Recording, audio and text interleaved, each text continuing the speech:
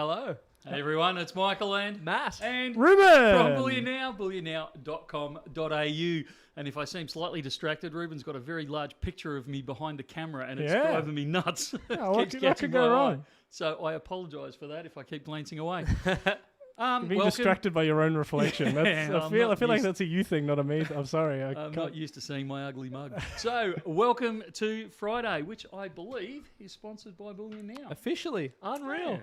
Whether you're listening on Spotify, watching us live on YouTube, welcome to the weekend. Even if you're watching us later on down life. That's it. Yeah, this could be your Sunday afternoon ritual. Put on a bit of Bullion Now live while you mow the lawn or whatever it is that you do. STI Custom, I appreciate your observation that my hair is perfect. Is it too early to ask if you've got a special clip? Nah, I do have it ready. I reckon we've only got 100 viewers. I reckon let's wait for a few more people to file through. I'm not saying you're only going to use it once. Like if you've got it sort of hotkeyed into your machine, I'll probably call for it a couple times. Oh dear. We've also got James from the UK, 5:20 in the morning, checking us out right now. Wow, some dedication there. So we'll be over there in a couple of weeks, James. We're going to have to try and shoot a live stream from over there, mate. Yeah, we'll chase something. So you mean it's going to be 5 in the morning and you're going to expect some form of intelligence out of me? What do you mean? Yeah, I gotta say that's a late morning for you. You're always telling us. Yeah, you're always telling us the times you're awake. I've got Andrew and Kath saying hi from Queensland, who we caught up with in Sydney. Good to see you guys. Cool. I was up there not quite up as far as Emma. I was up at Gladstone last week. There you go. So I thought you were in the suitcase last week, Michael. Yeah, that's right. Jeez, wow. The suitcase took a slight detour from Sydney and ended up in Gladstone. It was a fun one. Yeah, good stuff. That's it. For those asking, yes, we have got all our bits and bobs back from Sydney, thankfully. At least 90%, I think. Yeah. Did we get that last one? I think we did. Oh, really? I think we did have the last one all through. Adam's from Traralgon. How are you, mate? From Tassie as well. Yeah, lots of different places. I'm trying to get down to Tassie next week. We'll see what happens there. Oh, really? A week after, I think it is. Jeff Tooley from Michigan as well said hi. The States. That's it. That's another place we need to go, Rubes. Yeah. Over to the States? Yeah. Next year, I think, we'll be... Route 66? We'll do the continuation of the world tour, I think, next year. See, I never know which way around it is for the Americans, because I would have said, I think they say Route 66, but then there's the song that I swear is Route 66, so I can't keep up. Yeah, well, Depends either where you're way, from. we'll figure it out. What would be on the list for a US trip? Are we hitting up one of the US mints? I think Scottsdale would be good. Yeah. They've invited us over there. Well, they're in transition at the moment. They're moving shops, moving really? states. Yep. Out of Arizona. Out of Arizona. They're going somewhere else. I did know this morning. I forgot by this afternoon. That's the sort of day I'm having. Yeah. Anything else on the list that you'd want to do bullion related in the US? Oh, heaps of things. Stop by Fort Knox, BJ reckons. Yeah, sounds great. Wouldn't mind doing Omaha either, Warren. There you go. So if you want to give us the guided tour of Omaha, I'd be right in that one. So all good. Fort Knox would be good for a laugh too. Yeah, no, absolutely. Go see an empty vault. I reckon. Hey! Yeah, nice. Moving right along. What else is happening? Well, I did think I'd better play that clip that you were referring to before. STI Custom. So this is not seen before footage of the interview with Lynette and Matt from behind the scenes before we started going. All right, let me hit this. You've got great angles, the lighting's. My hair's in place. You look so handsome. I always have one or two hairs that poke out, and I'm very particular. No, I don't see anything poking out. Looks all right. very good. Oh, well, if that gets your tick Looks of approval. perfect. Oh, you're too kind. This is the best interview of the day. There you go. Look at that. Yeah, nice. Absolutely spot on. I appreciate that very much, Lynette. And we will... It's amazing what you can do with Photoshop these days. No, that's fair income. We didn't have time to edit any of that together. I lip synced her in. Oh, we hit it off. That was very nice. I was going to say it kind of led to having that kind of interaction before we actually started properly filming and whatever. It did lead to a very kind of relaxed and just kind of a chit chat kind of an interview, as opposed to everyone kind of sitting there nervous, or made it a little bit more relaxed and enjoyable. Funnily enough, my mum actually watched that interview. There you go. And said, "Wow, you guys look like you really hit it off. You seem like old friends." So even my mum was happy with it. So there you go. Yep. What more could you ask for? Matt White, you're 100% right. I'd be straight down to see Kermit. It's not Kermit the Frog either. He's got an incredible collection of aircraft down there. So Okay. I've got to say, playing back to Sydney, I don't think I've ever been on such a knowledgeable but relaxed panel before. Yeah. All three other people that were on there were really friendly, really willing to give up any of the knowledge they had. Yeah. We're really happy about it, really chatty. It was just, sometimes you get on those panels and there's a bit of argy-bargy and... Well, that's what you were hanging for. You thought it was going to be UFC live on stage, Yeah, but look, everyone was too friendly. No, look, I don't mind if we'd gone, there's a way you can go, like you and I do sometimes. There's a way you can go head to head with someone and still be friendly and relaxed and respectful and all that. And then I've been on other panels where, participants have gone head to head. Yeah. It's almost, I don't know, like it's, we're playing for sheep stations and it's A all bit standoffish. Yeah, it's almost that UFC type thing, and you kind of go, huh? But the Sydney one was just the other three people on it were just fantastic. Yeah. They really were great people. Yeah, it was a good mix. Yeah, and BJ's right. I think very educational. I think there was a lot of good information imparted during that whole session, and I think it was really good, really worthwhile. And I think it was probably mentioned on a number of occasions. I think I mentioned it in the interview Ruben just put up with Kerry as well. The benefit of the community aspect of events like that, you can't put a value on things like that and having like-minded people around you to have those conversations with, because believe it or not, prior to working for Bullion Now, I didn't actually discuss Bullion that regularly with my circle of friends and family and things like that. So for someone that doesn't work directly in the industry, I can see how, as an attendee, and I actually spoke with a couple of our members of the BN family that were attendees of the event today, who said that that's one of the things they loved about it, is speaking with so many like-minded people, sharing ideas, getting different perspectives on things. So that's not even, that's the panels and all of that thing aside. It's just the community that's built around this industry, which is so positive. And like you said, everyone's so willing to share information and ideas and things like that and just have conversations.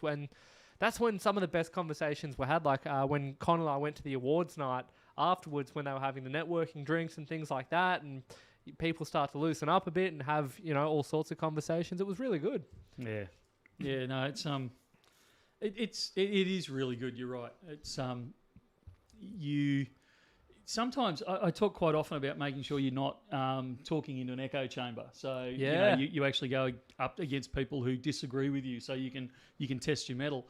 But sometimes it's also good to get into a room with people that are like-minded. Yeah. So they are on your wavelength, and it's not that they can give you confirmation bias. It's that they can actually say, well, yeah, you're right, but have you thought about this? And I agree with what you're saying, but have you considered this other angle? And I do it this way instead. And well, so that really happens in this industry. There is a lot of things that people just have that slight different opinion on, whether it's, hey, I collect as opposed to go for, really low premium items, or, hey, I would never do it this way. Or that's it. It really is one that I think has a lot of varying opinions within it. Like, hey, I actually don't touch gold, I only go silver, or, platinum's the one for me. Or, there is lots of little differences like that, because there is that wealth of knowledge there, you can actually get more involved in that discussion, as opposed to just talking about talking with someone random going, hey, it's already weird that you invest in precious metals in the first place to them, let alone the specifics of it. Yeah.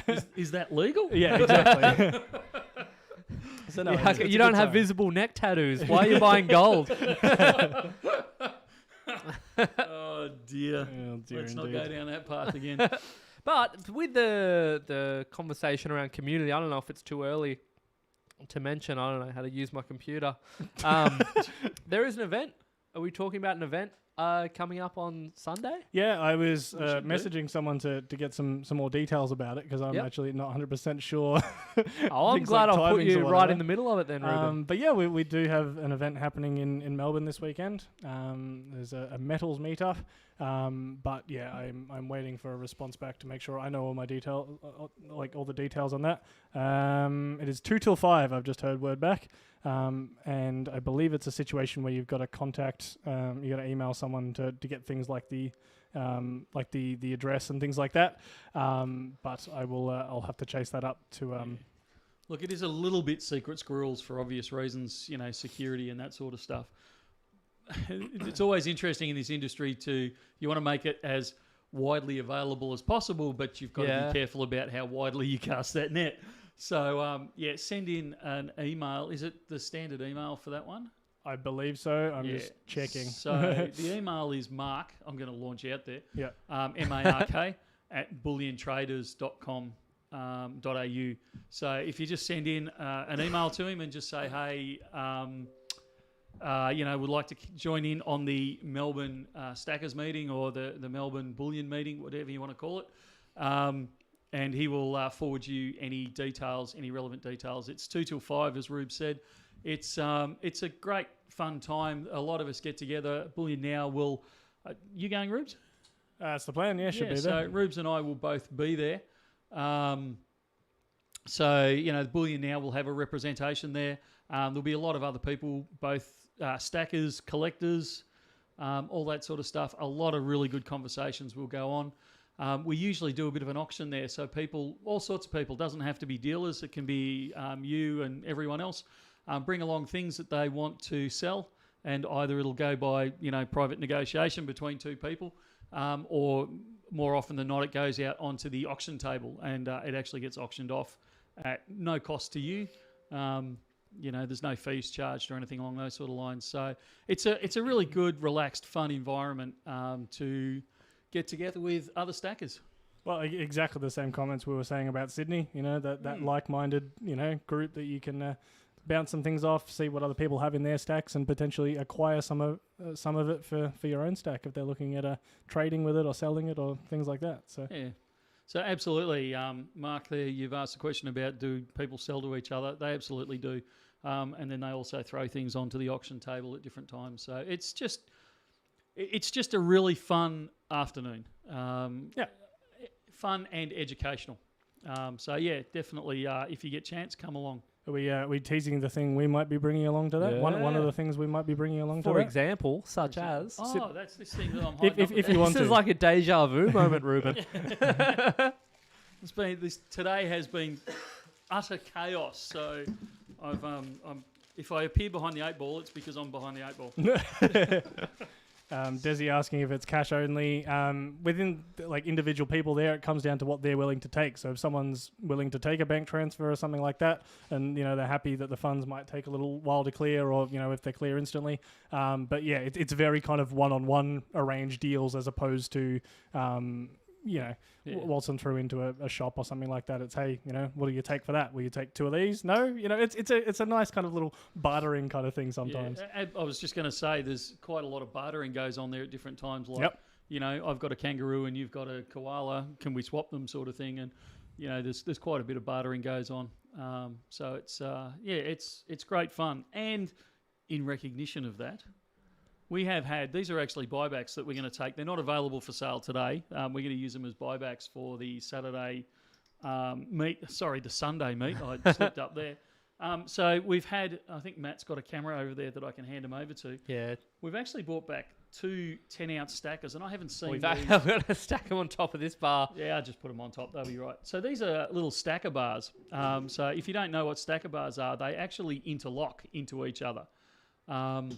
Ta-da! So. So they're good things, but these would be 10 plus years old. These ones, they were produced for silverstackers.com. So that's which is where the kind of metals meetup meetings kind of came from. I'd say they've kind of opened up a little bit now to also include some of the Facebook groups and things like that. But this is the origin. So these are two 10-ounce silver stackers bars, and like I said, I haven't seen these for years, and they're a great fun thing. So in celebration of the meet on Sunday, we will be taking these along, and if you're interested in them, you will be able to bid on them at the auction. You never know, you might get them below spot. Oh, sorry. You right there, mate? Yeah, just getting it together. Just thinking about other ways I can move this around. Jeff, you're 100% right. They look very much like the ones that Scottsdale produced. These are actually produced by Criterion, I think they're called. I haven't got my eyeballs on. No, Materion. Materion. So Materion was actually bought out by Scottsdale because Scottsdale liked the technology so much. So, but these, if my memory serves me right, and I might be slightly out, but I'm pretty sure these were actually made by Materion when they were an independent company before they were taken over by Scottsdale. These are one of the originals, if you want a bit of history on them. Speaking of a bit of history, what's this bar that we're looking at here, Michael? This was just delivered mere moments prior to the stream beginning. So that's the paperweight off my desk. So not what you'd expect to see in your standard executive office, but that's right. So I'm trying to remember. It's been so long since I looked at it, but it literally has been sitting on my desk for months now. Can you read the mint mark on it? Because it was an interesting mint mark from what I remember. It makes me look like a bit of a weakling, but it is incredibly heavy. It looks like this is 250 ounces, isn't it? It is. It's 250 ounces of silver, so it weighs about 8 kilos. I'm going to have a quick squiz and hopefully not drop it on myself. I was going to say, it's more the computer I'm worried about. Go on. Thanks, Michael. Really caring for us. Yeah, very much so. Bullion Sales International. There you go. But it's a Geoman bar. Are they two different things? Yeah, so Geoman would have cast it, and then they would have. I'll put it back on the thing so Ruben can give us a proper look. I'll point out what I was referring to. So there's the little stamp there, and that's the Geoman stamp up in the corner there. And I don't know how well you can see it. I'll try and get it in the right light. There you go. 50.5 ounces. Yeah, it looks about right. Not the world's steadiest hand. Rube, you should be able to zoom in. You can see that, right? It's zooming in hands. Top left, just there. So keep trying to focus on your hand. There we go.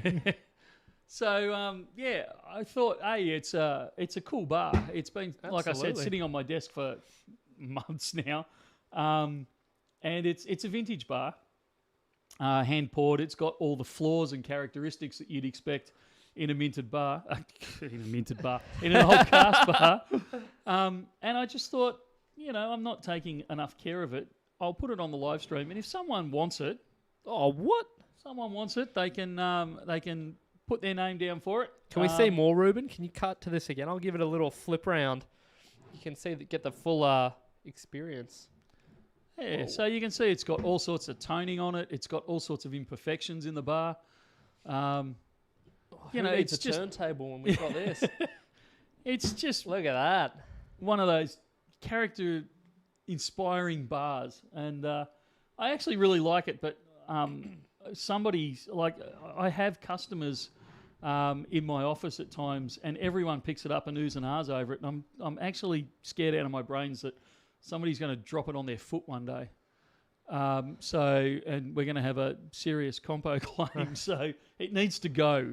So if somebody would like to purchase this one, I don't know. How do they go about doing that? Well, I reckon we'll do a fixed price on this one of spot price. So if somebody wants 8 kilos, 250 ounces of silver at spot, just put your name down for it and send us an email to sales@bullionnow.com.au, and they will send you the invoice, and we can sort it out from there, whether you want it shipped out or whether you want it stored here or whether you want to come in and pick it up yourself. But so what do you do if 10 people then say, hey, Michael? Well, it's the first one that puts their name down on the live chat and says, I'll have it. So is it the first in the live chat or is it the first in the email? We need to be clear with these things, Michael. People will get upset. I would suggest first on the live chat. Okay, so whoever's on the live chat, if you want to get a 250-ounce bar... At spot of silver, You need to speak now or forever hold your peace. Yeah. Or if no one grabs it, we'll just leave it open, and if someone wants it over the weekend, they can flick us an email. All right, sounds like a plan. Yeah. Look, I actually didn't expect it to go. 250 ounces is quite a lot. You know, for someone to say on a whim, yeah, I'll have it. I might put like something like a comment or something down below. Sold. It's gone. Someone's interested. Yeah. Mad Dog. Mad Dog. Mad if you Dog. want it, you've got first right of refusal on it. So flick us an email to sales@bullionnow.com.au, and the guys will process you an invoice. And yeah, like I said, you can have it shipped out, or we can store it for you, or you can come in and collect it from the store. Perfect. Oh, it didn't take long. Very straightforward. Happy? Yeah. I think everyone's thrilled. My desk will be relieved, and so will our insurance company. Papers will now be flying all over Michael's office. Did you, Michael, get a chance to have a look at the title article of this stream, besides Lynette's words about Matt, with PAMP and APMEX? Yeah, breaking news, ladies and gentlemen. Big news. Fill us in, Michael. I'm going to have to actually excuse myself momentarily. I have to deal with a slight emergency in the shop. Okay. Oh, fair shake. So, in other words, Michael's going to go read the article, and he'll be right back. I will. No, I've sort of read the article, but yeah. Can we come back to that? And Absolutely. Look, I humbly apologise. I just need to deal with this incredibly quickly. Alrighty. Hit it. Let me throw up that article in the meantime so we can at least briefly have a look at it. MKS PAMP Group makes strategic investment in APMEX. So that's one of the big guys in Europe that kind of covers, manufacturing. They do storage for banks, all that kind of jazz. Have now bought what I'd say one of the largest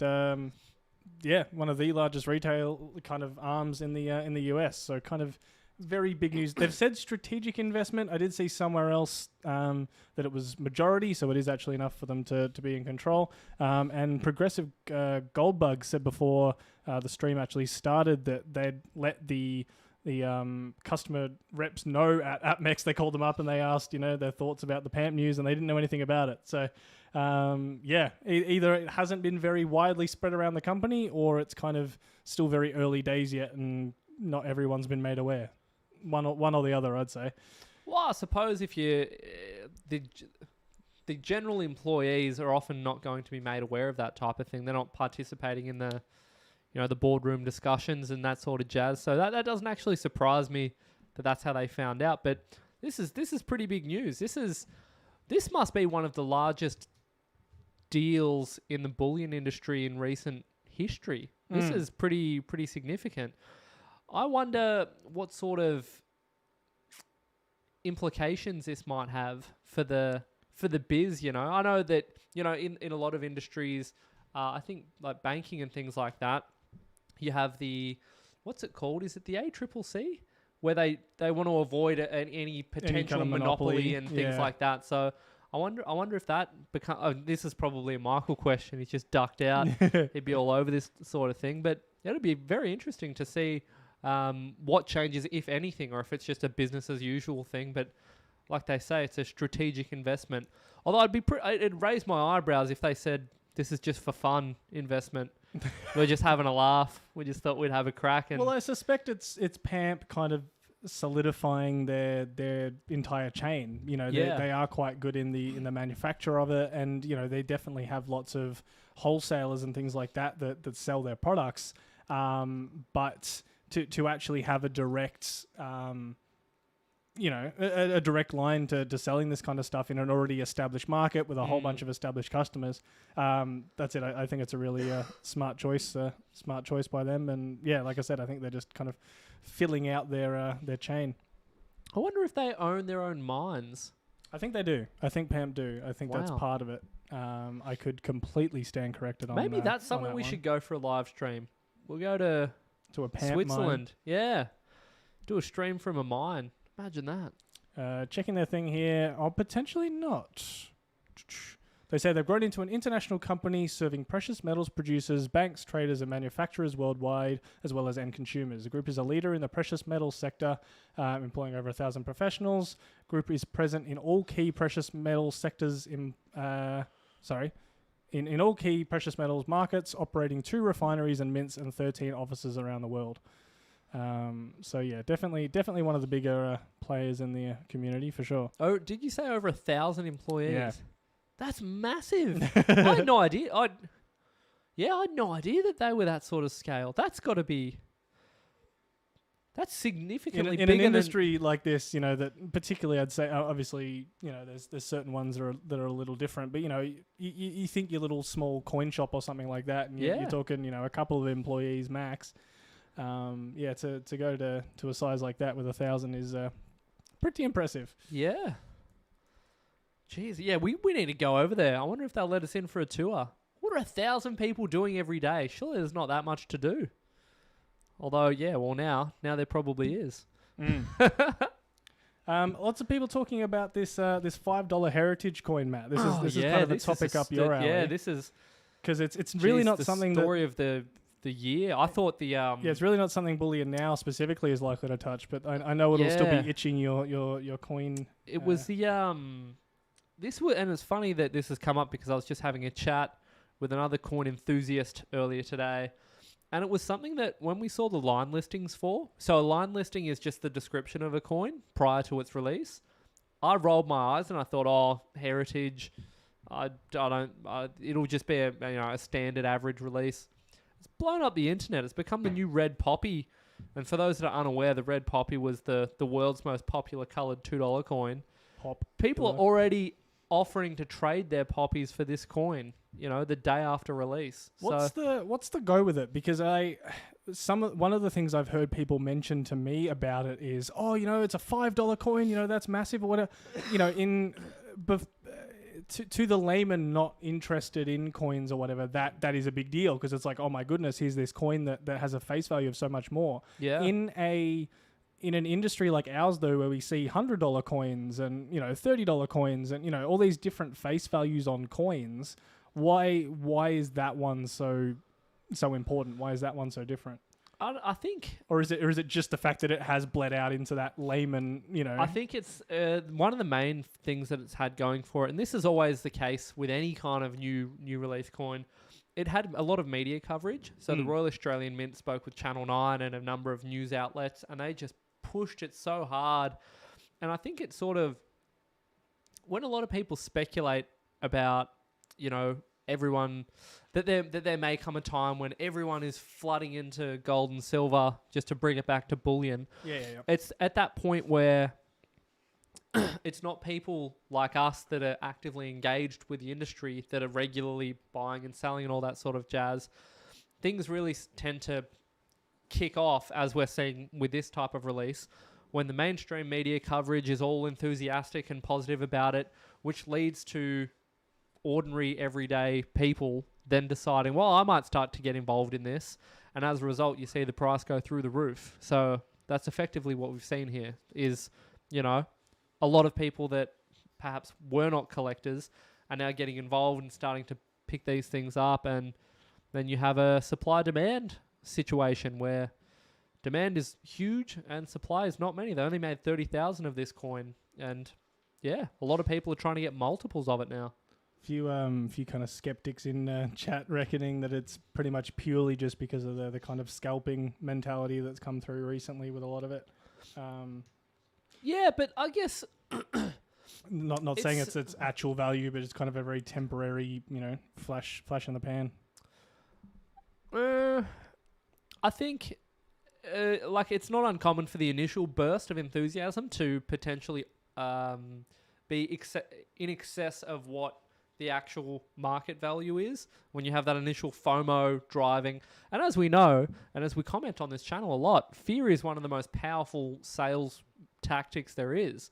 So if people have a genuine fear of missing out and don't think that they may not get the opportunity to purchase this coin again at a particular price, they're more inclined to bid things up and to pay exorbitant prices. And I'm seeing people in the chat have mentioned the Vegemite jars that have gone absolutely ballistic. It's a similar setup where I can see how people get upset, and you can use dismissive language like, "Oh, this is just this is rubbish, and this is this, and I'm not happy with it. Therefore, it's not real. It's not a legitimate market or whatever it may be." But I think particularly because it's one that's so easy to calculate out. It's not like other collectibles where you sit there and you go, oh, what's it really worth? What's someone willing to pay for it? Something like that. It's so easy to say, well, hey, it's this many ounces of silver, it's this weight, this is what it should be worth, and anything else above is, particularly when it's multiple times that, is quite ridiculous. Yeah. And someone was saying, I saw in a Facebook group earlier in the week,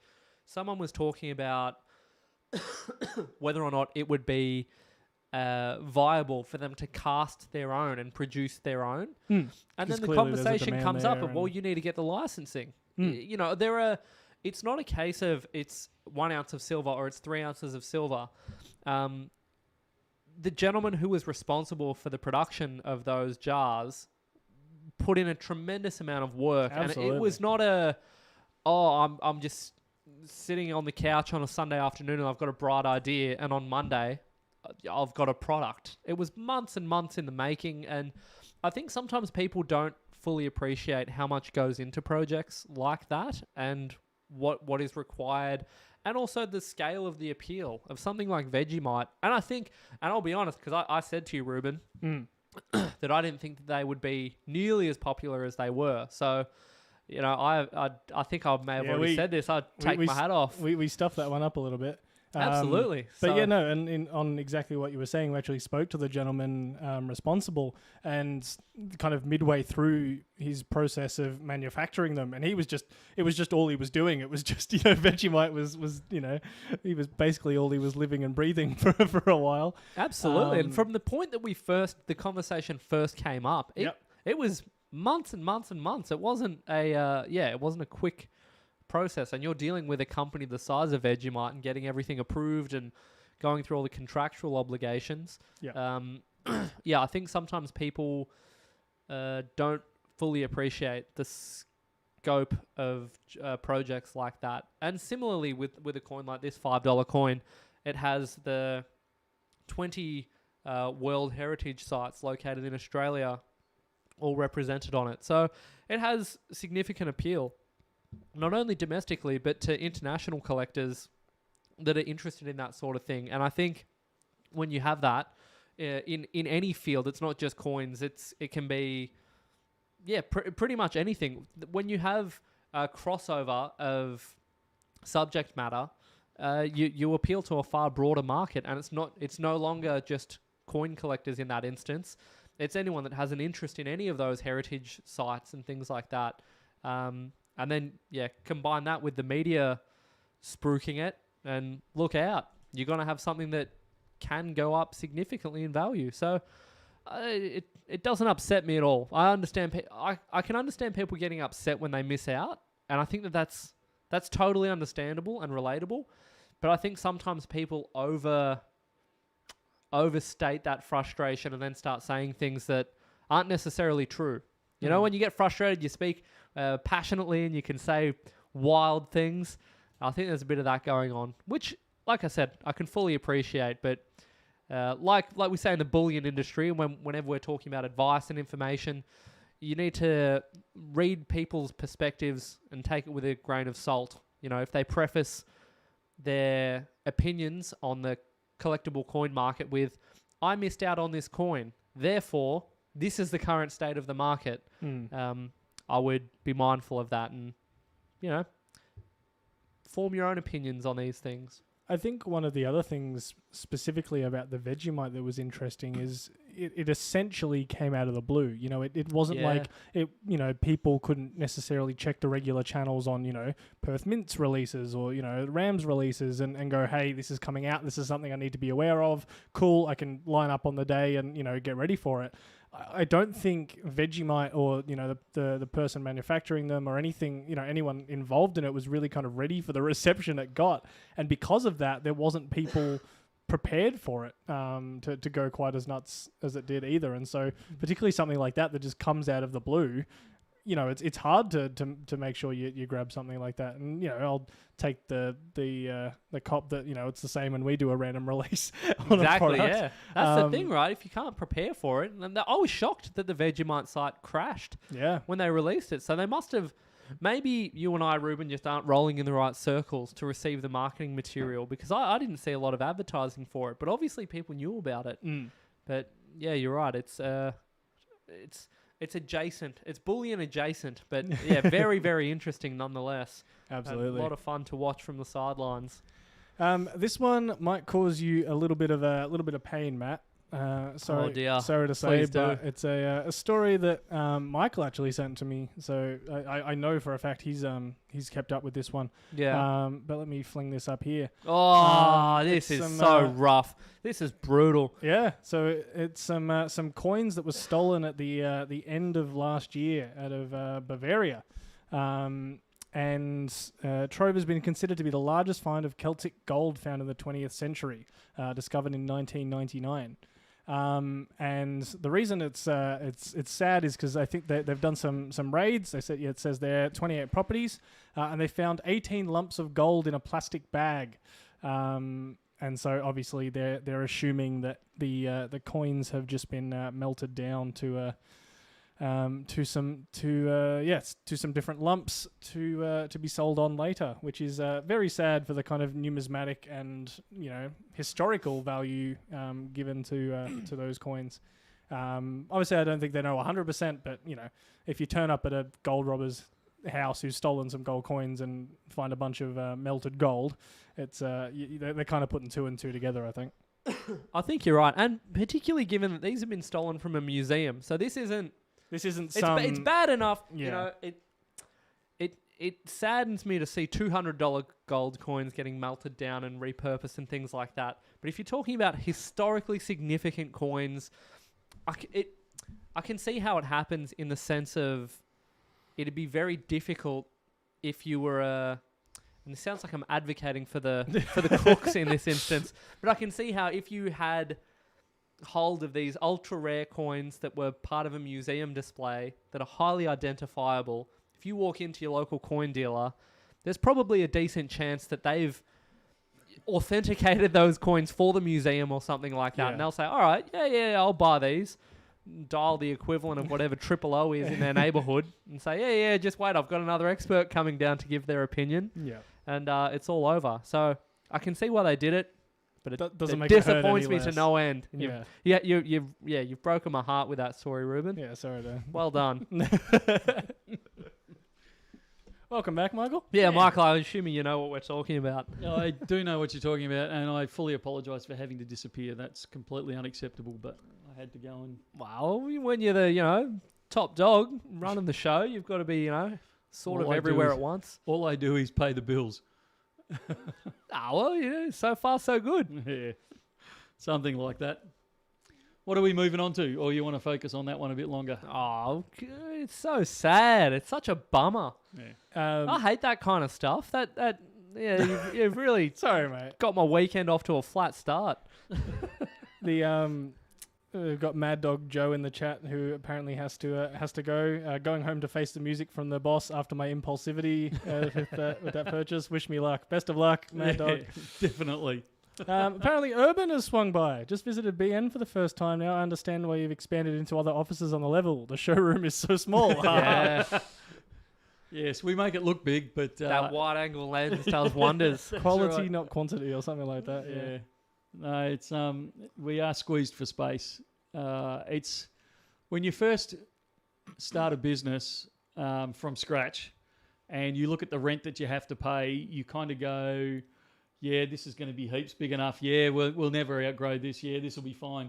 And then a few years down the track, you go, "What on earth was I thinking?" Because now you can't move the store. You can't you're kind of stuck there. So we're stuck with this smaller shop front.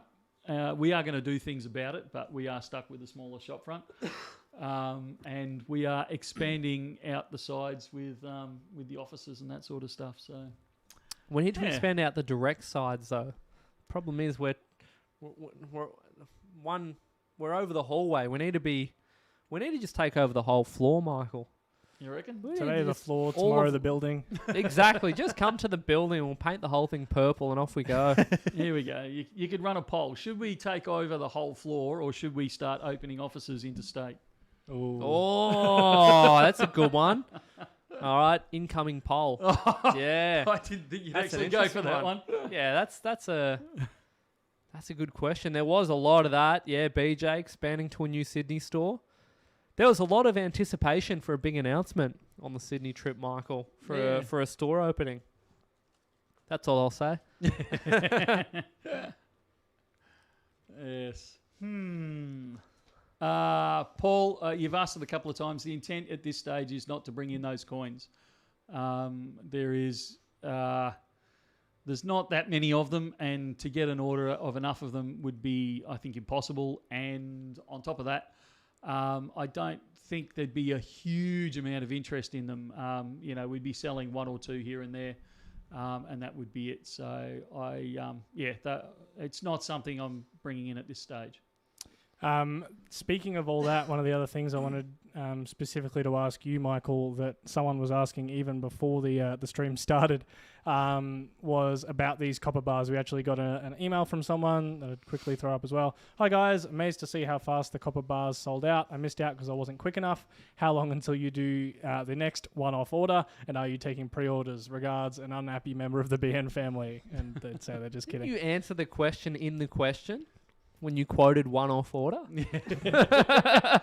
Yeah, look, I hate to burst everyone's bubble.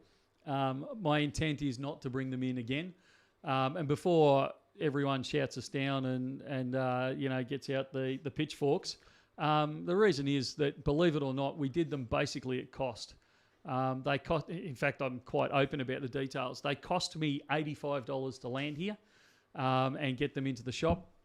We sold them for $90 a piece, so you can see there's a $5 gross margin there, and that $5 will go towards paying, Adam's wage for sorting them all out, and Emma's wage and for shipping them out, and the guys in the store for sorting them out and handing them over and all that sort of stuff. So at best, we did a break even on that, and I actually suspect we made a slight loss on them. So I did it because the crowds wanted it, and it was a bit of fun, so we brought them in. I'm not in a hurry to repeat it. And even if we were to repeat it, if we were to bring them in commercially, we'd probably, assuming an $85 fee again to land them here, realistically, we'd need to be charging $105, $110, $115 a bar to kind of make them a viable option for the business. So, I wouldn't hold your breath on seeing them in again in a hurry. Ruben Poll, would you pay $115 for a kilo of copper? I don't know if we want to do the poll because then that's too many polls. We've got to steady on. We need to use them sparingly. That's it. Having said all of that, I said that I wouldn't bring in copper, and we did. I also said last week that we wouldn't bring in something else. I'm not going to highlight it just yet, but as you'll find out in a few weeks, I'm going to be proven wrong. Do I even know what this is? No. Do I ever know what it is? No, so we're not... it's a way to get our genuine reactions on stream by dropping these Absolutely, yeah. on If I find out, you'll know what I think. So I'm not bringing in... At this stage, we're not bringing in more kilo bars, but there's some other stuff that we might be bringing in that is... might be copper-based. Wow. No, I've got no idea. Should be good, though. I look forward to it. Yeah, it should be good fun. There's some questions about platinum happening in chat. So Simon says, do you buy back platinum at spot? We do.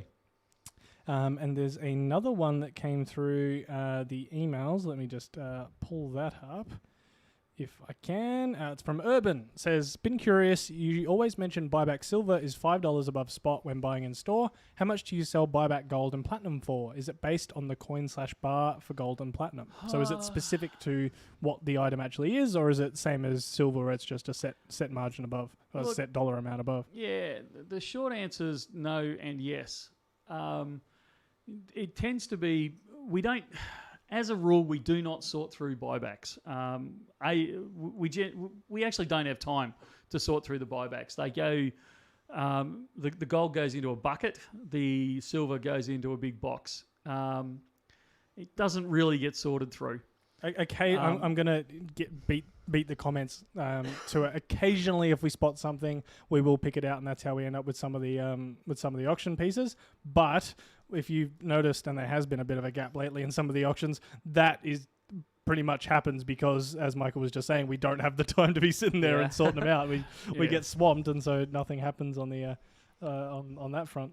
Yeah, and I've said this many times on camera, where quite often, before you can complete the buyback transaction from the person we're buying them off, people in the queue are saying, "Oh, I'll have that and I'll take that," and so they don't even make it into the back room. So even if we wanted to sort through them, the chances are that we wouldn't even get chance to. So, but occasionally we get the time and we fish something interesting out because we want to throw it up for auction, or alternatively, and I'm certainly not suggesting you email in, but every so often one of the guys will say, "Look, we've got a customer that comes in regularly that buys these sorts of things. Is it okay if I hive them off to the side and see if they want this one?" And quite often we say no, it's just got to go into the general bucket so it's fair for everyone. Sometimes, if it's a really specific, individual thing that they're, we know they collect that specific thing, then, every so often I'll relent and the guys will pull it out and make it available to them. Yep. I'm giving a very long answer to a short question. Effectively, the gold is fixed, and for the life of me, I can't remember what it is, but if you go to our website, and we've got Buyback Gold on there, if you look at the price difference between that and the unallocated price for 1 ounce of gold, that's kind of the fixed premium.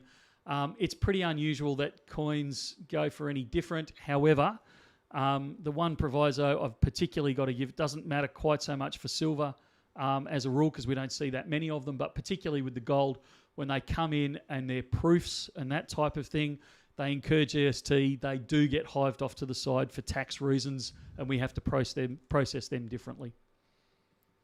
Does that answer the question, Rubes? I think so. Do you have some? You didn't bring them down, did you? Wait, hey! Speak of the devil, what have we got here? Today's auction day, obviously. So these are some items that were dumped on my desk. Dumped, that's probably a good term, actually. They probably were dumped on my desk. So for me to process through to see what the heck we're going to do with them. These are Australian coins, so we can't send these for melt, but particularly foreign rounds, things like that. If they're not pure, if they're a different design, those sorts of things, if they're one-offs, they're hard for us to sell. So quite often those types of things go into a big melt bucket and they get sent to a refinery. These ones, I think these are actually all Australian, so these wouldn't have gone for melt anyway, but these were interesting ones that have been put off to the side that, I can spend hours generating listings and auctions and all that sort of stuff, and it's not worth it in the end. We lose masses of money doing it. So while they've been cluttering up my desk, I thought we might actually bring them down on live stream, and we will run a very loose pseudo auction. Ta-da! So you got it round the wrong way. Are you sure? Oh, that's one side. The blurb's on the other. Rubes, your camera's having a heart attack. I was going to say, what are you doing, Ruben? But that's it's a slow focus ball, mate. Yeah. That's nice. Look at that. So this is a production from the Perth Mint in, I believe, 2002, if I'm right. It's somewhere around about 2002. So this was their crown jewels. So the coin around the outside, and it is a coin because it has a value, is $100. New Zealand dollars. It's actually it's got Cook Islands. It says here. Yeah, so Cook Islands use the New Zealand dollar as their currency. I truly did not know that. So this is news. That's why it's denominated in 100 New Zealand dollars, but it's actually a Cook Island coin. So this is 3/4 of an ounce of gold. Ruben's going to tell us what spot price is in a minute. So it's 3/4 of an ounce of gold, pure gold, and then it's got 2 carats. Now, I'm not a stone dealer, so I can't actually tell you what that means, but 2 carats of various precious stones in a capsule on the inside of the coin. It's a limited edition. They made 5,000, as you can see there. This is number 189. If you would like this set, Ruben, what's 3/4 of the price of Spot at the moment? We will start it off there. If people want to buy it, put a bid in at whatever price Ruben says, and then if there's more than one bid, you'll have to bid, some amount over and above that. Yeah. Or if you just want to pay spot. 2258. 2258. Dollars. 22. Oh, that's 3/4 of an ounce. Yeah. So if you would like that, 2258. So you are more than welcome to put a bid in. Let us know there on the screen. If no one wants it, then if you're watching this over the weekend, you can send us an email, sales@bullionnow.com.au. Look at those jewels. You're just giving me vertigo, mate. Yeah, sorry. First person that puts their hand up can have it, or if there's 2 or 3 that all come in together, we'll the highest will get it. And if no one wants it, then you can email me over the weekend, and we'll see what happens there. I believe that TT just confirmed. Oh no, Matthew Weir has bid 23.50 on it. Sorry, I'll put it back. So put it back. So we won't keep it open for long because one of us will get bored. Either you will or I will. So currently 23.50. Yeah, Michael's already struggling. So there you go. Somebody's telling us there 2 carats is 2/5 of a gram. Is that what? Is that the Well, it's a total of 2 carats of the stones in there. But I don't actually 2 carats know. of precious stones, including rubies, sapphires, and diamonds. Whoa! There you go. So it looks like Matthew Weir is topping out there at 23.50. So Matthew, if you would like to send us an email, sales@bullionnow.com.au, we will endeavour to get an invoice out to you straight away. And upon payment, that is all yours. Wonderful. That was pretty straightforward. Yeah, Nice. Right. You want to put that one to the side? Yep. So the next one I've got here, and you can take one and or more, are these $100 proof coins. They are floral emblems. Floral emblems. You want to open up one of those? I do indeed. I'm going to cut to a super shot here, Ruben. Oh, I Ruben, figured I'd wait till you put it there so it can actually have something to focus on and not have everyone complain about the focus. All right. They are 1/3 of an ounce. Rubes, you want to tell us how much that is? So to kick us off.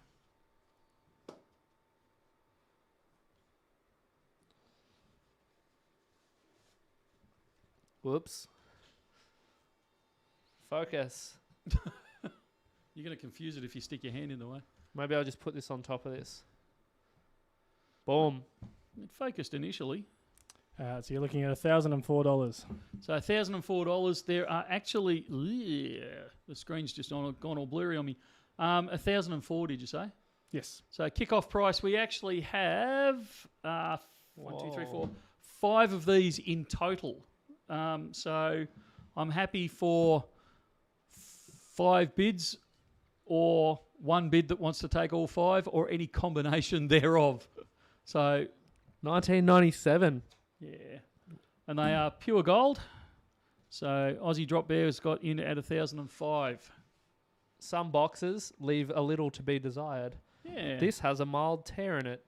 However, it's still 1/3 of an ounce of gold. Yeah, that's right. And you're currently paying $1 above spot. Well, so yeah. Nothing to be too upset about. Yeah, I wouldn't get too stressed. TT's in with 1010. Theo's in with 1110. 1,110. Are they all the same design? I should probably... I don't believe no, we've they got are. a They're few different varieties. years. Okay, so these are 1997, 1996. So the different... That's a... Oh, come on, cut to this, Ruben. Let's do a test for Michael. Oh, give me a break. What floral emblem is that? It's a kangaroo paw. Hey, nice. Which is a state emblem of... Oh, I was hoping you weren't going to say that. Is it South Australia? I don't know. Have a look at the That's cert. the Sturt's Desert Pea, isn't it? It is. Yeah, you're correct. That's the one on the left there, isn't it? And on the right is a Waratah, Waratah. which is New South New Wales. South Wales. I knew that one. WAMP is saying. Wait, this chat. one's Sturt's Desert Pea. I think somebody's mixed up the emblems. Oh, mate. they have. I'll sort out the certificates for you. Wow, live right. television. So we're Theo's at 1,110. So Theo, if you want to let us know if you want 1, 2, 3, 4, or all 5, mate. So you don't have to do it online if you don't want. Just send us an email and we'll sort it out from there. Theo wants all 5. So they're done and dusted. Yep. Theo, you're a legend, mate. You really are. Theo Theo's been a very long-term customer of ours. Can we hit one from a punter here that I think it's important to touch on? Yeah. Jareed Smith says, I've bought silver coins from you and none were as advertised. They were poor condition, not direct from the mint. I need way more information than that. Yeah. So I would be amazingly surprised if we've sold them as new, they'll be new. They won't be El Dojo. It's just a matter of, there is obviously certain tubes or whatever that we may not open. If they've come dodgy direct from the mint, it's entirely possible. Yeah. Oh, yeah. I'm assuming Michael's about to say send us through some photos. Yeah, absolutely. Send us through some photos, preferably as well. Send us through the invoice number that you purchased them on, and we can trace it back. If they're Royal Mint coins, it's sorting this out, Matt. Give us a second. All right. Yeah. So look, communicate. And I say this across the board, not just to, I've forgotten who it was that said it, but for everyone. If you receive a product that isn't as advertised, sometimes if they're buybacks, then, like buybacks are buybacks and they're a lucky dip. But if you've bought a Perth Mint Kookaburra and it turns up with a big scratch on the capsule, we don't expect you to suck it up. Contact us and say, hey, this isn't good enough. It should never have gone out with that. And we're quite happy to come to a mutual agreement. I'd love to say we're perfect and it goes out in perfect condition every single time, but every so often things slip through.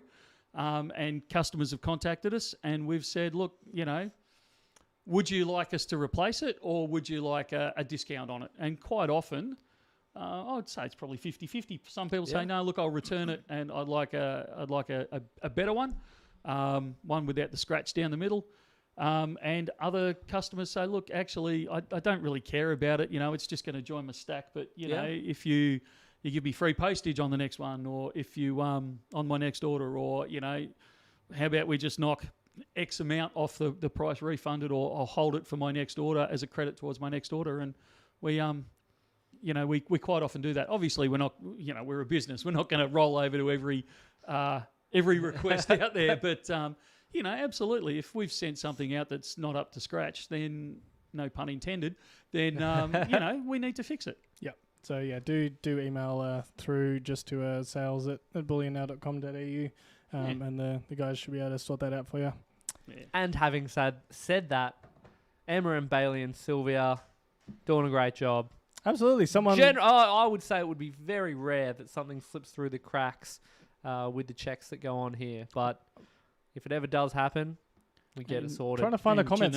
Someone before said they got their 3 months storage shipped out and they were very, very happy with how it arrived, all nicely packed or whatever. So big shout out to the dispatch guys. Yeah, it's the whole team. So Janine's out there and Chelsea as well. So yeah. All of them. So look, it's it's unfortunately postage is one of those vagaries that are always going to be a pain because you're buying something effectively sight unseen, and sometimes things, particularly when we're dealing, I'd say we have more problem with new items than we do with buybacks and that because people expect buybacks to be. I'm not joining that discussion, STI custom. The last time I made comment with that, I got into serious trouble when I got back to our dispatch centre. You just hit him with a compliment. Why'd you go? I've completely lost my train of thought. When things are brand new, quite often the photos we're dealing with are artist's impression. So people get a certain thing put in their mind. Particularly, and this isn't going to be a shock to anyone, particularly when we're dealing with the Royal Mint stuff. People, see the artist's impression, they go with that. It turns up and it's got a white spot on it because pretty much all of the Perth Mint stuff that we get seems to have... The Royal Mint, mate. You've switched mints mid-story. Sorry, Perth. You just I'm inadvertently maligning chucked you. him under the bus. Yeah, my full and complete apology on that. Yeah. That was a complete faux pas. Yeah, they've just spruced up their kilo bars and everything, and then you go and do that. Yeah, they're doing a brilliant job. Well, there goes the goodwill. So, with the raw mint, everyone knows that we're having trouble with them. So, people have an expectation that they're going to turn up like this artist impression, and unfortunately, quite often they don't. Look, we quite often, we wear the cost of that. Because, it takes too much for us to return 2 1 ounce coins to the London Mint, to the Royal Mint for a refund. So, I get it. Yes, we do combine postage. Absolutely, Warren. McDuncan raises a good point. The Dragon, which we said is going to be delayed until November, sounds like they're still bringing out the Proof Dragon next month. So we are going to be... Without looking... didn't they do this with they this did year this with last the, year. with the rabbit? Where we're not able we to... weren't allowed to show we're not allowed the to bullion confirm design. that it's going to be the same design, but history has proven that they use the Proof design for the bullion design. So basically, we're going to get to see what the design is a couple We'll of see months. a design. We'll see a design that may or may not look exactly the same as the bullion one. A couple of months in advance, which is going to be very interesting. Like Perth... Why do they do this to us? Yeah, look, everything that I just said about your quality is absolutely true, but, mate, get yourself organised. You're killing me here. Oh dear. Oh, dear. M-Staff wants the next auction. You're right. Yeah, we have got derailed. That was an important one that I wanted Michael to hit on. Remember All this. right. This one's... I'm going to... Ruben No. needs to do the Oh, yeah, pricing you've for got this the- one. So we do have the box with the C of A. This one's going I to be a know bit what this one interesting. is. I love this coin, but I'm not going to look forward to when you say, "Oh, how much should we start it at?" Because, really? So this is called a bimetal coin, which is going to do Ruben's head in because it is. Let me get my eyeballs on, and I'll For tell when you one exactly metal what it is just not enough. It is 0.285 of an ounce gold and 0.346 ounce of silver. Quick, Ruben, what's spot on that? Let's get it started. These guys, when we said about doing a live auction, we kind of met a little bit before, and we were like, "Oh, we should do this," and I'm like, "All right, let's see how it You goes." said kind of thing. only pure things. I Look did how not. This is such pure. look how swish this box is. I did not realize that I was going to get thrown under this bus. Ah, dear. That's perfect. That's when, if you can't decide which metal you want to buy, Yeah, get a bit of both. get a bimetal. So, All right, look, what percentage of what and what? so let's just go with the 0.285 ounces of gold, and at the start for the reserve price on the auction, we'll throw in the silver for nothing. There you go. So, because otherwise, I think Ruben's going to resign on me. 5. So this is So 858. $858. So this is Centenary of Federation Floral Emblems Bimetal coin. Wait, geez, that's a mouthful. So there you go. What did we say it was? $858. Ruben. Ah, yeah. That's right. He's asleep at the wheel. 858. Man.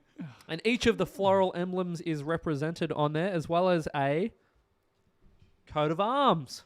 There you go. Why do we have a kangaroo and an emu on the coat of arms, Michael? Because neither of them go backwards. Because they're edible. Both answers are correct. Both of them can only move forwards. Yes. There we go. Aussie Drop Bear, I think, is in the lead at the moment at $905. So, which is, I was going to say, which is probably spot price if you include the silver, but it's not. It's a little bit more than that. So, we're up at 910. The box is here. It does, actually, you should show the box because it's got a little bit of a... Yeah, you don't know. Who cares about that box? I'm all about this box. the presentation box. And it does come with C of A. In fact, I'll even give you the number. It doesn't have a number on the C of A. Yes, it does. 2,544 of no more than 7,500 issued. And when they say no more than 7,500, usually they melted some down. So I'd be very surprised if the mintage is actually 7,500. Ruben, switch on, brother. Quick bit of trivia. I know you know the answer now, Ruben, so you can't guess. Michael, left-facing swan. This was huge. We actually got to the bottom of a massive... we cracked a case. Yeah, we cracked a case wide open of when did the left-facing swan switch to the right? Do you know? Does anyone in chat know? 2006 or 7. Oh, how did you know? I remember it, but I couldn't tell you exactly which year it was, but it was around there. It was 2007. There you go. We spoke to the lads from the Perth Mint. They got on the blower to Neil, went straight to the top of the food chain and got an answer for us. So Neil went, yeah, it was about 2007. He was all over it. Oh, I'm gonna show the box as well, Ruben. All right, looks like the Metal Inquisitor has taken that one out at $910. So there's a little bit of. Oh yes, there's 9:15. When do you? Where'd the 9:15 come from? Oh, right. I think I called it already. I don't think we can take another bid on that because I'd already called it. Hammer had already fallen. Sorry, Metal Inquisitor at 9:10. I think that's only fair on that one. Yeah, you did make the call. So, we're going to leave it at that 9:10. Metal Inquisitor, if you send us an email, sales at Bullion Now, say I won the bimetal coin or the one that gave Ruben a heart attack. Yeah, I think you do need to do a proper going once, going twice. Oh yeah, you do. Yeah, it was a very it's a very fast and loose auction. This very one. Should we draw a line under it there because it's 3:30, just gone, and oh yeah. Do we want to do any more? Or have we even? We haven't done a tenth of what we're supposed to be We talking just started. about. Yeah. All right, we'll put the rest away. Some of that for next week. Time. Yeah. All right, Nathy boy is hitting onto something that I did have prepped. We had a couple of Michael's gonna hate this bit. We had a couple of people. Couldn't have done this when I was out of the room, could you? Well, no, because these people have put time into these edits, Michael, and they want to see your reaction. Oh even if this it's is a you great segment. cringing and running rolling your eyes. We had two people send in some BN rounds. We were talking about the other week the idea of doing a Bullion Now round. Big fan of that. And both of them have your face on them. So we have Glyn to thank for this one. Who that's the wrong thing. That's a good one. Cut to the Lynette comment on how I look. No. Is this one going to work? There we go. We've got this one from Nathan. Your artistic work is fantastic. I Seriously, absolutely mate? love it. No. Absolutely love it. I got to admit, I do love the mint mark on it, the lettuce mint mark. I think that's pure gold. Absolutely. I was saying it's pure silver, mate. Well, yes, in this case it is. I suggested to Ruben that if you weren't on a member of the Bullion Now family, you could probably view that as a prepper privy mark, some sort of reference to growing your own food and being self-sustaining and all that sort of jazz. But no, it actually relates to doping gold. So no, very, very cool one there. And I think I've now got the one from Glenn working as well. It's incredibly clever, but the short answer, no one wants to buy a round with my mug on it. Well, wait, hold on. We'll look at this other one. That's beautiful. I'd almost do that one. So there is that one there with Matt's head on the trident, Michael's face on Britannia herself, Bullion Now logo on the shield, and a Darth Vader. That is an ominous privy mark. Security. I love it. That's. I'd almost agree with that because I think that is beautiful. Other than we'd get smashed by the Royal Mint. Well, and Disney might have something to say as well. So thank you very much to both of you for sending those in. They I love them, and I think Michael would 100% be on board if it wasn't for the fact that he's not a fan of seeing his face slapped on coins. I just can't imagine the arrogance of it just quietly. But anyway, that's a separate argument altogether. Michael's not destined to be a royal. No, I'm quite happy being the guy who pays the bills in the back of the room and doesn't stick their face forward. People aren't going to believe this, but I am naturally introverted, and even just getting on live streams like this and getting in front of the camera, it twists me inside out. I really don't like doing it.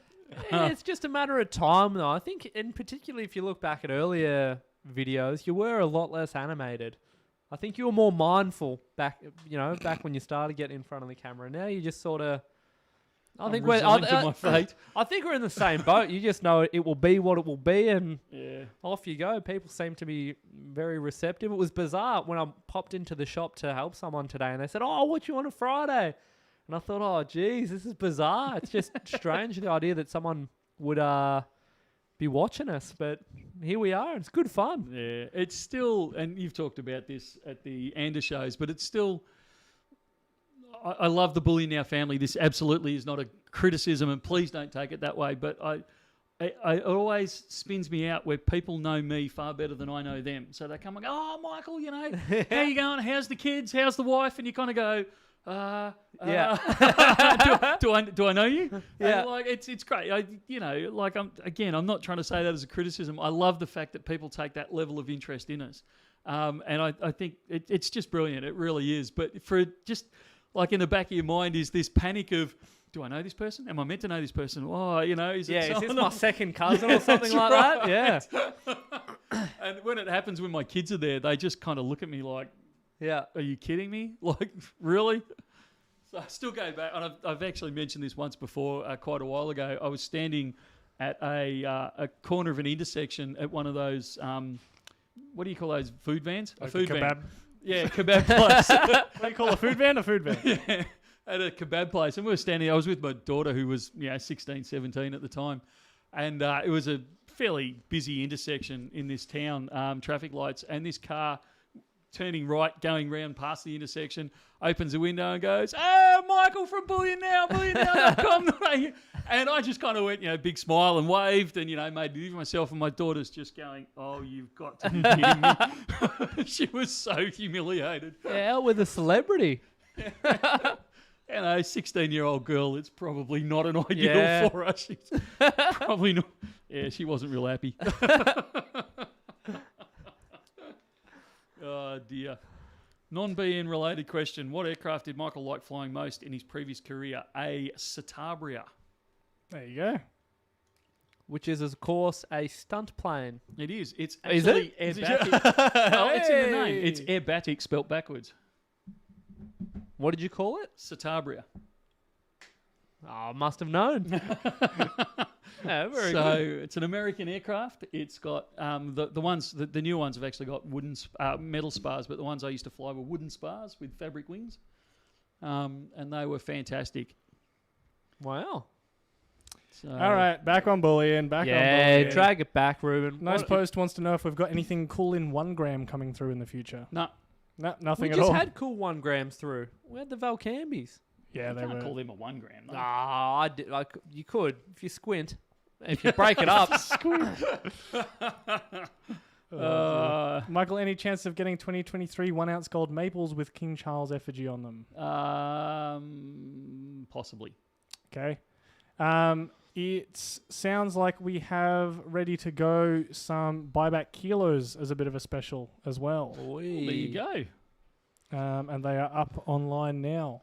So these ones, I was aware of these. We do have the Ram Humpback Whale. I thought we'd released that one. Nope. We haven't? I thought that was old news. We do have them in stock, so they will be hitting the website either over the weekend or I'd suspect actually early next week if we haven't organised them yet. So the silver kilo, these are buyback bars, so you could get anything from the mouldiest old kicked around, burnt. What else do people do to them? Paint them black. Who burns their bars? When was the last time you saw a burnt bar? I did one not that long ago at an air show. Actually, I was going to say, this bar's got some pretty... We put that back on there. We stuck one in some avgas and blew it up. So, in a wall of fire. So it was definitely burnt by the end of it. Really? Yeah. Anyway, we're way off topic now. Yeah. Back to the special. This is the special. Now, we've got 100 of them available. They will stay on the website until they are sold out. So we are doing them, I believe, at $20 over spot for a kilo bar. And like I said, they can be the mouldy oldest thing you've ever come across, or they could be brand new, premium, Perth Mint, Valcambi, PAMP, bed bars, that are just U-Butte, humdinger, best thing you've ever seen since sliced bread, and you pay a huge premium on, and everything in between. So it honestly is just a lucky dip. Yep. So I've dropped the link in chat there. I'll quickly put it through again just in case. But yeah, those are those there. We had a customer send through to us the other day something they've been sitting on for a while. They haven't really been able to talk about it, but because they've moved, they can now share the fact about where they used to live. And let me quickly throw that up. Ta-da! Hey, Sovereign nice. Circus. So is that sovereign as in the coin or sovereign as in the royalty? No, it's a coin. Because circ is short for circulated. Mm. Boom! Sorted. That's it. Just connected a dot for you. Oh, I like it. Well done, mate. So, That was very quick. Yep, that's probably the best you'll get out of me all week, actually. Yeah, I wasn't sure if I was able to say the name. Yeah, it's Stephen in chat there. So yeah, and they've literally just said live stream on my final leg of my move from Darwin down to Melbourne. So just crossed into Victoria. I won't be able to comment, but hopefully keep enough signal to listen. So yeah, we'll hopefully be able to see you down here in Melbourne in the shop at some stage, mate. Hope you're enjoying the weather, mate. Yeah, probably, so far so probably good. not the best. Yeah, that's right. There's a reason a lot of us move up there for better weather. We'll put it that way. No, you don't move to Darwin for the better weather. Yeah, well. Today is really hot. Tomorrow's really, really hot and humid. It's just I don't know how anyone lives up there. It's a beautiful place, but the weather just the trouble is it's the pommy blood coming out in me. I just can't do it. Yeah, look, it's no Hobart, that's for sure. That's right. Michael, did you have any thoughts, opinions, anything on this on this PAMP thing that we kind of talked about earlier? We kind of touched on it when you had to take off. I think it should put impetus under Perth Mint entering negotiations with us over the offer we made to take them over, because they're going to get left behind. Yeah, well, evidently. They don't even have a live stream. Yeah, what's going on here? I do like it and I don't like it. I got mixed feelings about this one. I think it's a natural progression. I think that they're trying to vertically integrate. So PAMP are a brilliant refiner. They certainly are the bee's knees. They've ticked all the boxes along those sort of lines. They've never really entered the retail market, which I got to say as a retailer I prefer. But they've taken I don't know if it tells us exactly how big a stake, but they've taken a decent stake into one of the major retailers in the States. It's only a matter of time before they do that. It means that they can provide better service. Not that APMEX service wasn't bad. It's actually very, very good. But, they've certainly can only improve things for APMEX and both for PAMP as well. Hopefully it increases the information flow between manufacturers and the retail market as well. So I think it's a positive from that perspective. The part I don't like is the independence, losing that independence, the independent retailer, all that sort of stuff. And I guess part of me is slightly jealous. Well, at least you're honest. You get a direct and honest response, which is all we ask for. Yeah, look, I got a lot of respect for both companies. I think it's a good move on both their parts. I look forward to seeing great things coming out of them as a combined group. Yeah. Just reading Stephen's comments there, that doesn't shock me. He thinks it's a little chilly down here. Oh dear. This is one you sent through to me, Matt. Let me throw that up from a gentleman in Norway. Absolutely find of the century. Unreal. And I think I've probably referenced this show before, and if neither of you lads have watched it yet, I'll be bitterly disappointed. Oh no, what are you gonna? There's a show called Detectorists. Oh, okay. And actually, I was expecting another, Married at First Sight or something. No. Sometimes I watch top quality television. But on that show, it's funnily enough about a pair of detectorists that go out and detect what they can detect. And there's a particular section of that show where they're in a fish and chip shop, and they look up at the television screen and see basically this exact story, and you just see their reaction. They just blow up because they're out there day after day, trolling around, trying to find, something of historical significance. All they find is bottle caps and things like that. This story is this gentleman was told by his doctor, maybe you should get a metal detector to encourage you to walk a little more to get some more exercise. His first expedition, he pulls up these rare gold artifacts that are now on display in a museum. And he said, so it's just one of those things. It's like when you hear of people that buy their first lotto ticket, they win the jackpot, and you think, I've been doing Some it every people, week. Just have all the luck in the world. But so I think that's comparatively, hopefully, a little more of a feel-good story compared to the melted down, stolen things in a museum. These have now been uncovered and are proudly on display. Somewhere, yeah. My mother never let us forget the story, bless her cotton socks, where she bought a whole booklet of raffle tickets from one of the kids, my older brother's school. And her father-in-law, my grandfather, said, "Oh, I'll buy one of those." Oh, and no. Bought one out of the middle of the pack and won the car. Mum was still dirty on him the whole of my life. Well, it just goes to show, you got to be in it to win it with these things. Yeah, that's right. We are starting to get to the point we need to wind down, but there was still a couple of things we wanted to get to the halfway point of stuff we wanted to cover off. We're starting to get there. All right, hit us quick, mate.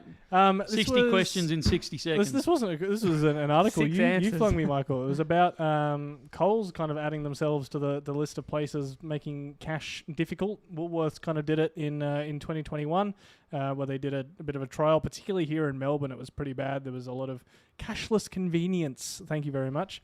But yeah, Coles have been the last of that with a store up in Brisbane that are all card only machines. There's no typical checkout, and there's no none of the machines that accept cash. I think it's terrible. I can't believe, honestly, Coles, pull your socks up. I get it. I get that it's easier, it's more convenient for you, not so much for the customer. But it's not good. All these sorts of things. I was talking to my niece fairly recently, who's out in regional Queensland, and she'd left her EFTPOS card at home, had gone into town to buy groceries, realised she'd left it at home, thought that's okay, I'll go to the bank and I'll withdraw some cash and do my grocery shopping. In this case, if it had been her local Coles that was doing this, she couldn't have paid with cash either. But in this case, in this actual example, she walked into the bank and the bank said, "Look, we're really sorry." I'm almost tempted to name the bank, but I'm not going to just yet. Oh, all right. But yeah, said, "Look, we're really sorry, but we don't hold cash anymore." Yeah. So they said, "You have to take it out of the ATM out the front." And she said, "Well, that's my whole problem. I don't have my EFTPOS card with me. I've left it at home. I can prove my ID, but I don't have my card on me." So she had to drive all the way back out of town, all the way back home to get her EFTPOS card to come in and buy the groceries that she needed. So, it's not for our convenience. Let's be completely honest. Coles, Woolies, the banks, it's not for our convenience. It is purely for you guys. So man up, acknowledge it, and then change it. Yeah. We, as a society, we want cash. It's that simple. We want that even if we don't use it every day, we still want that option to be there. Yep. I even found that with the Australia Post refusing to accept checks. There are so many stamp collectors that would always regularly buy their stamps with check, and to just take that away, it's the same deal. It's for your convenience or just to make things easier. But for a lot of people, it just makes things either far more difficult or impossible. So they'll just stop doing that thing, or they just have to go elsewhere. Yeah. So yeah, you're right. It just causes headaches. And they keep saying, "Oh, it's only the older generation that does these things," and it's not. I mean, the example I gave, my niece is in her very early 30s. Yeah. She's not a grandmother or anything along those sort of lines. So, we may not use it every day, but we still use it. It's still an option. It's still legal tender in this country. I think you're doing a massive disservice to your customers. Yeah. Mm.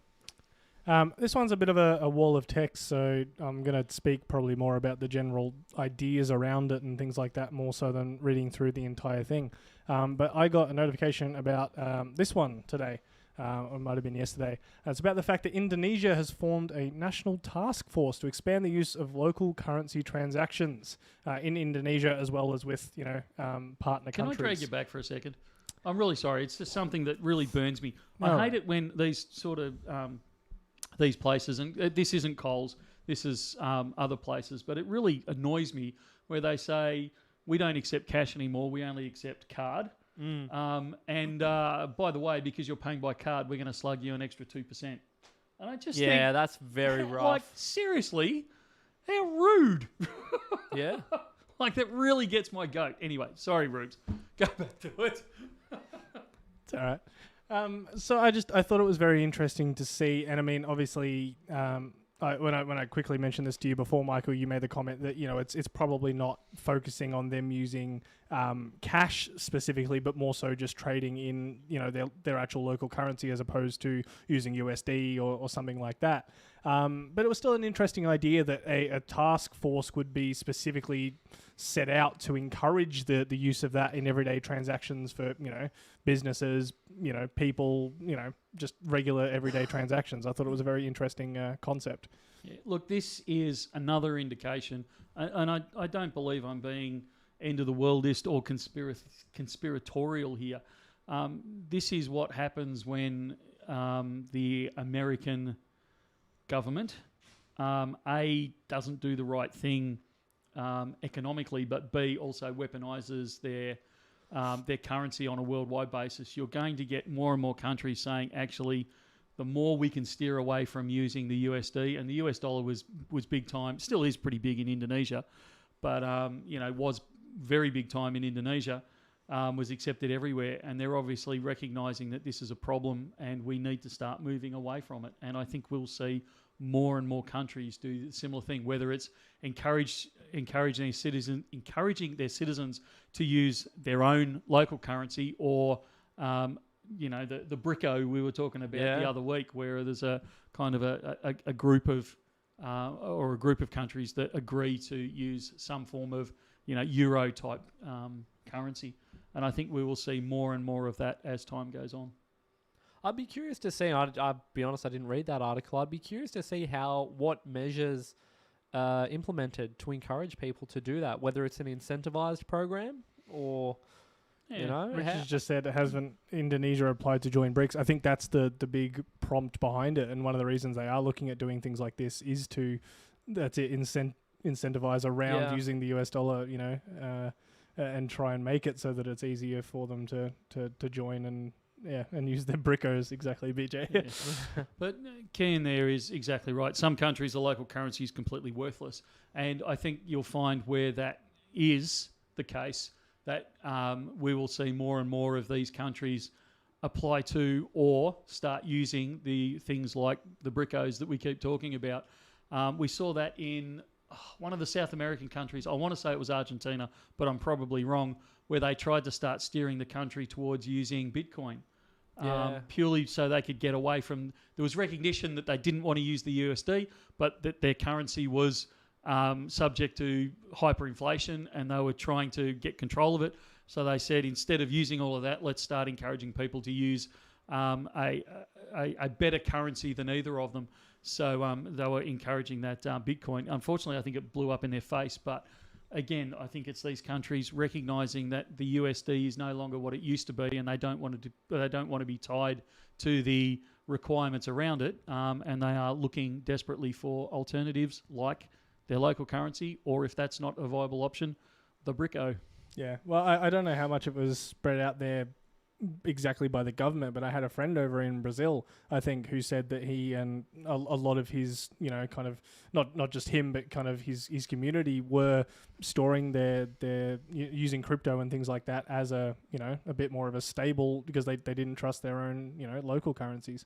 They were using it as a as something tied to something beyond just their country.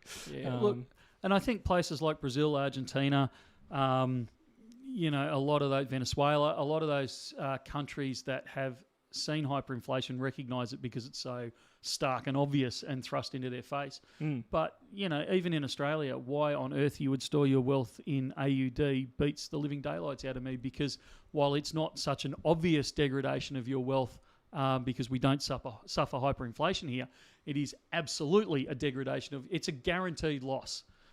You are guaranteed to lose at least the inflation amount of your purchasing power every year if you hold it in dollars, which always makes me smile when people come in to buy gold and they, it's their first time and they get a little bit nervous and they say, but what if it goes down a bit? And I think, well, yeah, but your alternative is holding cash, and it's not if it goes down a bit, it will go down a bit. It's a guaranteed loss. How big will that bit be? Yeah, so it is absolutely, one form is a guaranteed loss. The other one is, okay, it might come down a little bit, but it's probably going to go up further. So I would take a probable over a guaranteed loss every day of the week. Yeah. We need to get close to wrapping up, mate. So we got any more that we want to run through really quickly? No, I think we can probably about leave it there. Oh, it's been good. We probably got through a quarter of what we set out too. I mean, it's been very nice. It's been nice to have everyone here on a cool Friday afternoon in Melbourne. Yeah, it feels a little bit more chill, like not temperature-wise, just a bit more chill in here today. We're not light and breezy. Not quite so animated and intense as we can get sometimes. No soapbox, you've been pretty calm, Michael. It's kind of nice when you're not flying off the handle. We can actually sort of enjoy ourselves and, speak freely. Dear. I love SDI Custom there. Matt got the Rona. No, I've got a bug and a baby. Yeah, I got a baby that started daycare. Thanks for noticing. I wasn't sure if I feel half as good as I look. Yeah. Ruby, can you put up the comment that Lynette made about how I looked like a week ago? You've got great angles, the lighting's, my hair's in place. You look so handsome. I always have one or two hairs that poke out, and I'm very particular. No, I don't see anything poking out. Looks all right. very good. Oh, well, if that gets your tick Looks of approval. Hey, that was me about a week ago. Before daycare. So all these people in the chat that have got hair kind of my colour and have got kids that are further down the food chain would all go, yes, your child started daycare or kinder or school. You will face every disease under the sun over the next few weeks because your family hasn't ever been exposed to them before. I said that to Michael when we first sat down.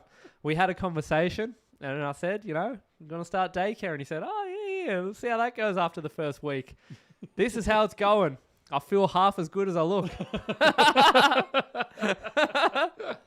Oh, jeez. Yeah. But next week, we'll be back on track with any luck. I remember one year we had a child in kinder, a child in early in a primary school, a child in a high school, and one of the kids was somewhere else.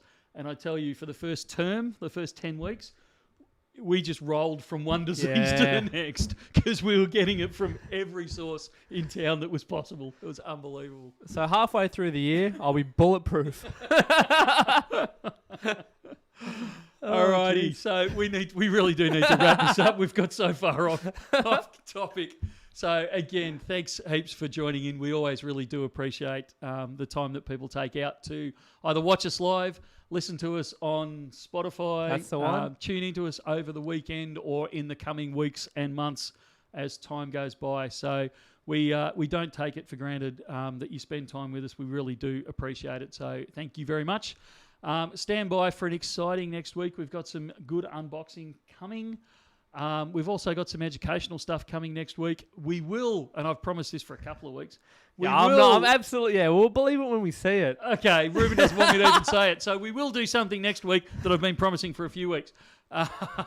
So hopefully, and I will be back next week.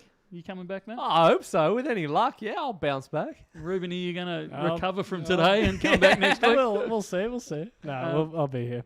Excellent stuff, and we might even do some more live auctions. That seemed to be fairly popular. A bit of fun, yeah. So we might even throw a couple more of those in next week, but we'll see what happens. So have a really good and safe weekend, no matter what you're doing, and we will talk again very soon. See you later. See ya.